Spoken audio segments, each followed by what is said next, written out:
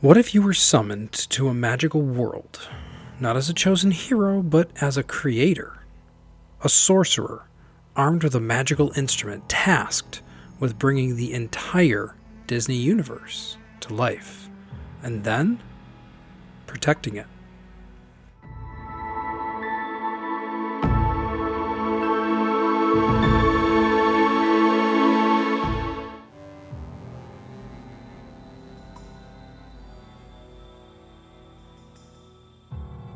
This is the world of Disney Lorcana. Now, if you've only seen the cards on the shelves of your local game store, it's incredibly easy to just dismiss it as another trading card game. But Lorcana, it's something entirely different. It's an immersive narrative, a sprawling mystery, and an unfolding universe whose history is being written in real time by you. So who exactly are you in this world? Well, you're known as an Illumineer. The game's story itself begins when you are mysteriously pulled from our world by a powerful, unknown force to a strange realm known as Lorcana. The beating heart of this realm is a colossal structure known as the Great Illuminary. Think of it less like your traditional library and more like an ancient cosmic story forge. This massive machine captures story stars, fragments of the original Disney stories that float through the cosmos. Using a magical tool called an ink caster, you draw pure magical ink and combine it with a story star on the blank pages of a massive lore book. The image then comes off the page, becoming a glimmer, a living, breathing Disney character. And your ultimate goal is to gather and protect this lore by sending these glimmers you create out on quests.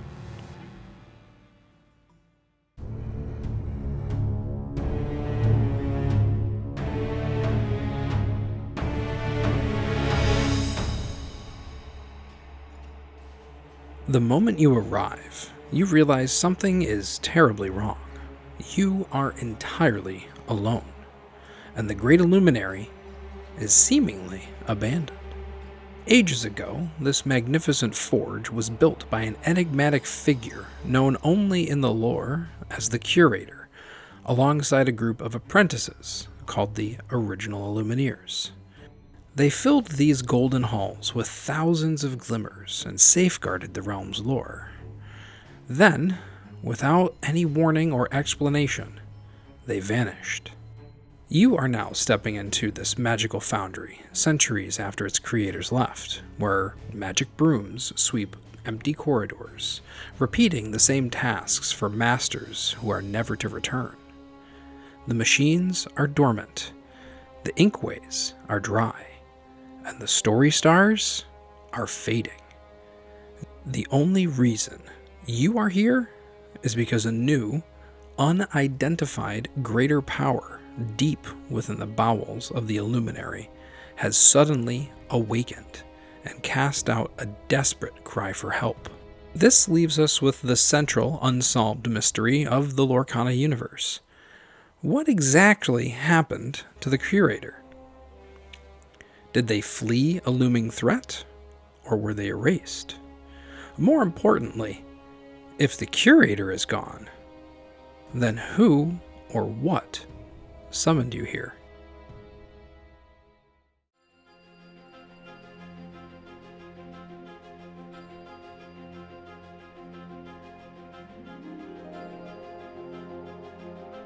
To survive long enough to find answers, you must first master the building blocks of this universe, the 6 magical inks. These aren't just color palettes, they are distinct physical and philosophical elements. Amber, the ink of community, relying on healing, teamwork, and bodyguards. Amethyst, the dangerous ink of pure sorcery. It's full of chaotic magic that warns of power you cannot fully control. Emerald, the ink of cunning, flexibility, designed to trick and disrupt. Ruby, the ink of reckless daring, rushing headlong into conflict. Sapphire, the ink of pure intellect, allowing for patient strategy and invention. Steel, the ink of brute strength, forging impenetrable defensive walls. When you channel these inks, the glimmers you create fall into 3 categories. First are the Storyborn. These are exact replicas of characters exactly as they appeared in their original films, preserving the classic story. Second are the Dreamborn. Now this is where your own imagination blends with the ink, resulting in beautifully reimagined characters. But the third type is probably the most dangerous, and the catalyst for the entire overarching plot, the Floodborn. These are massive, incredibly powerful versions of characters born not from careful creation, but from a sudden cataclysmic disaster. Characters warped by a devastating event that shattered the peace of the Illuminary forever.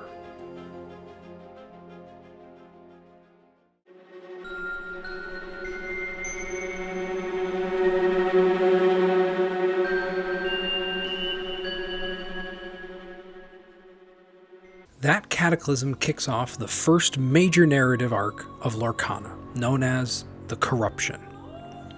In Set 1, the first chapter, we are simply exploring the empty Illuminary. But in Set 2, Rise of the Floodborn, disaster strikes. A fellow new Illumineer named Martin discovers a sealed, forbidden lore book hidden away in the archives. When he opens it, it violently ruptures, releasing a massive, uncontrollable tidal wave of mixed magical ink that blasts through the library. This catastrophic flood washes over existing glimmers, changing them into the chaotic, overpowered Floodborn variants we know today. The flood also blasts the Illuminary's precious lore out of the library, scattering it across the uncharted wilderness of the realm.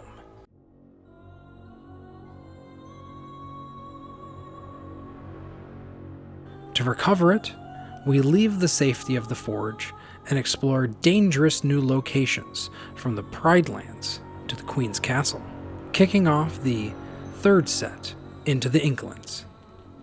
But in the wilds, we discover a horrifying truth. The flood was no accident. It was the orchestrated return of none other than the sea witch Ursula. As detailed in Set 4, Ursula's Return, the sea witch used the chaotic ink to break free from her story. To conquer the realm, she corrupted a dark inkwell and forged a powerful artifact known as the Hexwell Crown. This crown granted her unprecedented authority to control glimmers, entangling heroes like Prince Eric and Mickey to serve in her personal army. This culminated in a massive realm-wide war, where Illumineers had to band together to defeat her, an event players actually experienced in the real world through the cooperative Illumineer's Quest boss battle. In the aftermath of that victory, we ripped the Hexwell Crown from her grasp and locked it away deep within the vaults of the Illuminary, so its dark magics could never be used again.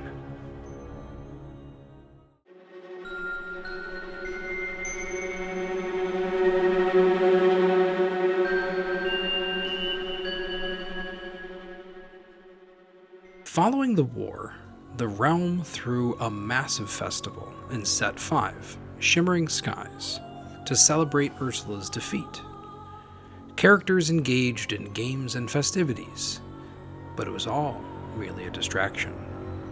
The Great Illuminary itself was literally crumbling around us. Ursula's attack had permanently damaged the core inkwell.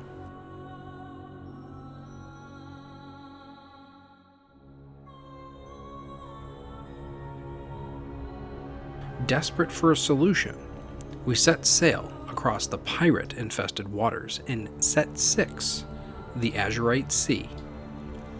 We searched for a legendary hidden ink caster capable of repairing the forge. Our voyage across the Azurite Sea eventually led us to uncover the ancient, ink-soaked shores of Set 7, Arcasia's Island, bringing us one step closer to some of the realm's deepest secrets. However, by leaving the Illuminary unguarded, we made a fatal error.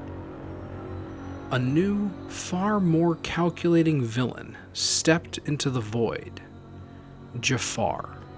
Recognizing that raw power was not enough, Jafar sought absolute authority. He broke into the defenseless vault and stole the Hexwell Crown, the very artifact we had just locked away after defeating Ursula. With the crown in his possession, it granted him direct administrative control over the lorebook itself. This sparked the events of Set 8, the Reign of Jafar, where he began rewriting reality. This forced Illumineers to band together and execute a desperate heist, a palace heist, to steal the crown right off of Jafar's head. After this heist was successful, the realm once again briefly entered a moment of peace in Set 9, Fabled. This is where ancient myths flared to life and gave us a fleeting hope that after all this time, the Illuminary was finally healing, but the damage had already been done. The ink was not just broken, it was disappearing. This launched Set 10, The Whispers in the Well, where Glimmers began fading into ghostly, half-formed shadows. To investigate the dying magic, we worked alongside great legendary detectives like Judy Hopps, Nick Wilde, and Basil of Baker Street. But our efforts were in vain, as the limited time the magic had left ran out. In order to prevent the ink from disappearing completely, an Elsa Glimmer attempted a massive, desperate containment spell. Unfortunately, it failed spectacularly, flash freezing the entire realm. And now this is where we stand today, in Set 11, Winterspell. The Illuminary is completely entombed in a magical permafrost, and we are fighting simply to survive the freezing elements. So what happens now that the ice of the Winterspell has finally begun to thaw? Well, if you attended the pre-release event this past weekend, I'm sure you already know. We are officially in Set 12, The Wilds Unknown. Now, we've done what was once previously thought impossible and left the Great Illuminary behind entirely. The rumors that have been whispered about for months have finally come to pass, and the barriers between worlds are officially thinned. We're going to be encountering, as we explore these new wilds, brand new characters, brand new magic, and thus introducing some brand new mechanics into the game. Disney Lorcana itself isn't just your simple card game where you throw down a Hercules to defeat a Hades. It is a ever-evolving, living, and fluid story that is being built in real time as we play the game. From the missing curator at the very beginning with the first Illumineers, to the Great Ink Flood, the Chronicles of the Hexwell Crown, and the Winter Wonderland that we've finally survived, and now actually leading us into this brand new mysterious wilds. We still have plenty of stories to be told, crafted, and of course, some lore to quest for. Thank you very much for watching. Let us know down in the comments what your best pulls have been so far from this brand new set. I know I'm personally going to be chasing a lot of those Toy Story cards. That Buzz looks really, really cool, and I kind of want to find out if it glows in the dark or not. Don't forget to like and subscribe as we continue to explore this universe and others. Again, thank you for watching and joining us here at the Seekers Treasury. I'm Matt, and we'll catch you in the next video.